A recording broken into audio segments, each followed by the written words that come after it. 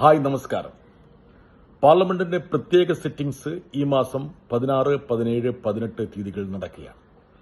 2023 parliament പാസാക്കിയ നാരി ശക്തി വന്ദൻ അധിനിയം ഭേദഗതി ചെയ്യാൻ വേണ്ടിയിട്ടാണ് ഈ പ്രത്യേക സിറ്റിംഗ് ഇപ്പോൾ നടക്കാൻ പോകുന്നത്. പ്രധാനമന്ത്രി ഞങ്ങൾക്കൊക്കെ, കക്ഷി നേതാക്കൾക്കൊക്കെ കത്തയച്ചു. ഈ ഒരു സമ്മേളനത്തോട് സഹകരിക്കണം, ജനാധിപത്യത്തെ സമൃദ്ധമാക്കാൻ വേണ്ടിയിട്ടുള്ള ചർച്ചകളിൽ വ്യാപൃതരാകണമെന്നൊക്കെ അദ്ദേഹം തന്റെ കത്തിലൂടെ അഭ്യർത്ഥിച്ചിട്ടുണ്ട്. വളരെ നല്ല കാര്യം. പക്ഷെ ഞങ്ങളുടെ മനസ്സിലുള്ള ചില ചോദ്യങ്ങളുണ്ട്. 2023 ഈ നിയമം പാസാക്കുന്ന സമയത്ത് ഞങ്ങളെല്ലാം ചൂണ്ടിക്കാണിച്ചൊരു കാര്യമുണ്ട്. എന്തിനാണ് ഈ നിയമത്തെ വരാൻ പോകുന്ന സെൻസസുമായിട്ടും ഡീലിമിറ്റേഷനുമായിട്ടൊക്കെ ബന്ധപ്പെടുത്തുന്നത്? നമുക്കത് ഉടനടി പ്രാബല്യത്തിൽ വരുത്തിക്കൂടെ?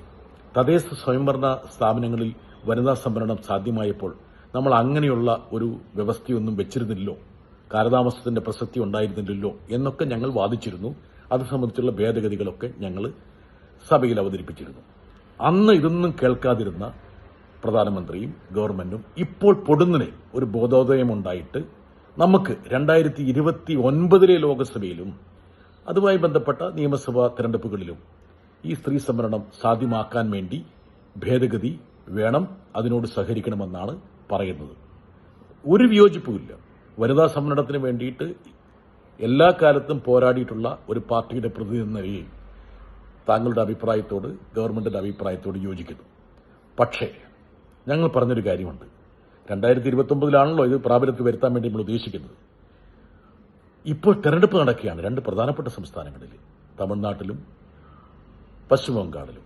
ആ തെരഞ്ഞെടുപ്പ് ഒന്ന് കഴിയട്ടെ, ഈ മാസം അവസാനം നമുക്ക് വേണേൽ ചേരാം. അതിനു മുമ്പ് എന്താണ് അങ്ങയുടെ സർക്കാർ ഉദ്ദേശിക്കുന്നതെന്നുള്ള വിവരങ്ങൾ കൂടി ഞങ്ങൾക്ക് നൽകൂ എന്നുള്ള ഒരു അഭ്യർത്ഥന പ്രതിപക്ഷ കക്ഷികൾ സംയുക്തമായി ഗവൺമെന്റിന് മുമ്പിൽ അവതരിപ്പിച്ചിരുന്നു. പക്ഷേ അത്തരത്തിലുള്ള ഒരു പരിഗണനയും നൽകാതെ 16, 17, 18 തീയതികളിൽ തന്നെ സമ്മേളനം നടക്കണമെന്നുള്ള ഒരു പിടിവാശിയുമായിട്ട് സർക്കാർ പോവുകയാണ്. ഇവിടെ അസ്വസ്ഥജനകമായിട്ടുള്ള ചില വിഷയങ്ങളുണ്ട്. ഒന്ന്, ഞാൻ നേരത്തെ സൂചിപ്പിച്ചതുപോലെ ഒരു തെരഞ്ഞെടുപ്പ് പ്രക്രിയയ്ക്കിടയിൽ ഇതുപോലുള്ള ഒരു ഭേദഗതി ധൃതി പിടിച്ച് പാസ്സാക്കേണ്ടതായിട്ടുണ്ടോ? ഒരാഴ്ചയോ 2 ആഴ്ചയോ വൈകിയാൽ അതിൽ യാതൊരു പ്രശ്നമോ തകരാറോ ഉണ്ടാകാൻ പോകുന്നില്ല. നിങ്ങൾ ഏതൊക്കെയായാലും 3 വർഷം വൈകിപ്പിച്ചു. 2023 ഈ നിയമം പാസ്സാക്കിയത്. അന്ന് ഞങ്ങൾ പറഞ്ഞത് കേട്ടിരുന്നെങ്കിൽ ഇന്ന് ഈ പ്രത്യേക സമ്മേളനത്തിന്റെ അല്ലെങ്കിൽ പ്രത്യേക സിറ്റിംഗ്സിന്റെ ഉദ്ദേശം തന്നെ ഉണ്ടാവില്ലായിരുന്നല്ലോ. ഇനി ഈ ഒരു ഭേദഗതിക്കൊപ്പം മറ്റു ചില ഭേദഗതികൾ കൂടി സർക്കാർ കൊണ്ടുവരുന്നുണ്ട്. അതെന്താണെന്ന് അറിയട്ടെ. അതായത് 33% സംവരണം സ്ത്രീകൾക്ക് നടപ്പിലാവുമ്പോൾ പുരുഷന്മാരുടെ ആധിപത്യം നഷ്ടപ്പെടാതിരിക്കാൻ വേണ്ടി ഈ സീറ്റുകളിൽ ഒരു വർധനവ്. എത്രയാണ് ഉദ്ദേശിക്കുന്നത് സർക്കാർ? 50% സീറ്റുകൾ ലോക്സഭയിലും സംസ്ഥാന നിയമസഭകളിലും വർദ്ധിക്കണമെന്നാണ് സർക്കാർ വിഭാവനം ചെയ്യുന്നത്. അതിനുവേണ്ടി ഒരു ഭേദഗതി കൊണ്ടുവരും. അതിനർത്ഥം 20 ലോക്സഭാ സീറ്റുള്ള കേരളത്തിൽ ഇനി പിന്നീട് 30 ഉണ്ടാവും. അങ്ങനെ സ്ത്രീകളെ അവിടെ കുടിയിരുത്താം.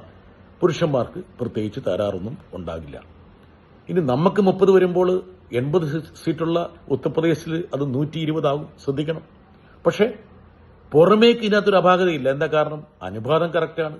50% എല്ലാവർക്കും ബാധകമല്ലേ? അതുകൊണ്ട് നമ്മളെന്തിനാ പരാതിപ്പെടുന്നത് എന്ന് ചോദിച്ചേക്കാം. പക്ഷെ ഇവിടെ മറ്റൊരു വിഷയമുണ്ട്. രാഷ്ട്രീയത്തിൽ അനുപാതമല്ല പ്രസക്തി, ആബ്സല്യൂട്ട് നമ്പറാണ്.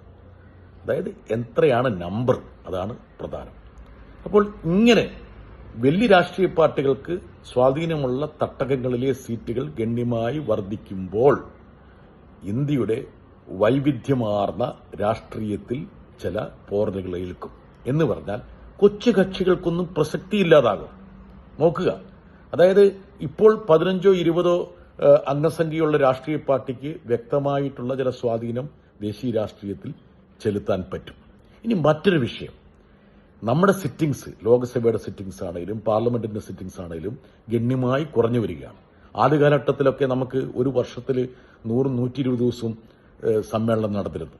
പക്ഷെ ഇപ്പോൾ ആ സമ്മേളനത്തിന്റെ ദിനങ്ങൾ ഇപ്പോൾ 50, 60 കുറഞ്ഞു.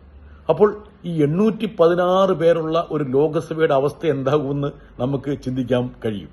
എന്ന് വെച്ചാൽ എക്സിക്യൂട്ടീവിന്റെ അക്കൗണ്ടബിലിറ്റി ഗണ്യമായി ചോരും. പ്രസക്തമായിട്ടുള്ള ചർച്ചകളൊന്നും അവിടെ നടക്കുന്നില്ല. ഒരു അംഗത്തിന് അല്ലെങ്കിൽ ഒരു ചെറിയ പാർട്ടിക്ക് അവിടെ സംസാരിക്കാൻ കിട്ടുന്ന സമയം എത്രയായിരിക്കും? വളരെ തുച്ഛമായിരിക്കും. ഇനി മൂന്നാമത്തെ വിഷയമെന്ന് പറയുന്നത് ഇത് സംസ്ഥാനങ്ങളെ കൂടി ബാധിക്കുന്ന വിഷയമാണ്. ഇനി നമുക്കൊരു തെറ്റായൊരു സങ്കല്പമുണ്ട്.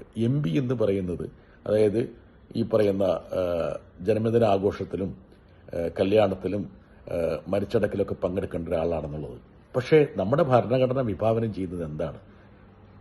MLA ആണെങ്കിലും MP ആണെങ്കിലും നിയമം നിർമ്മാണ പ്രക്രിയയിൽ വ്യാപൃതരാകാൻ വേണ്ടിയിട്ടാണ് ഭരണഘടന അവരെ കൊണ്ട് യഥാർത്ഥത്തിൽ ഉദ്ദേശിക്കുന്നത്. അതല്ലെങ്കിൽ ഒരു സർക്കാരിനെ അക്കൗണ്ടബിൾ ആക്കുക, അത് ജനങ്ങളോട് വിധേയപ്പെട്ട് സർക്കാർ പ്രവർത്തിക്കുന്നുവെന്ന് ഉറപ്പുവരുത്താൻ വേണ്ടിയിട്ടാണ് ഇത്തരത്തിലുള്ള ജനപ്രതിനിധികളുടെ പ്രസക്തി തന്നെ. അതല്ലെങ്കിൽ നയപരമായ കാര്യങ്ങളിലുള്ള ഇടപെടലാണ്. അപ്പോൾ ഇങ്ങനെ ഒരുപാട് വിഷയങ്ങൾ ഇതിലേക്ക് വരുന്നു എന്നുള്ളത് കൊണ്ട് തന്നെ ഇത് പൊടുന്നിനെ പാസ്സാക്കാൻ പാടില്ല. മാത്രമല്ല സംസ്ഥാനങ്ങൾക്കിടയിലുള്ള ഇപ്പോൾ ദക്ഷിണേന്ത്യയുടെ പ്രാധാന്യം അനുപാതപ്രകാരം കറക്റ്റാണെങ്കിലും ആബ്സലൂട്ട് നമ്പർ വരുമ്പോൾ ദക്ഷിണേന്ത്യക്ക് ദേശീയ രാഷ്ട്രീയത്തിലുള്ള സ്വാധീനം വീണ്ടും ഇടിയുമെന്നുള്ള കാര്യത്തിൽ തർക്കമില്ല.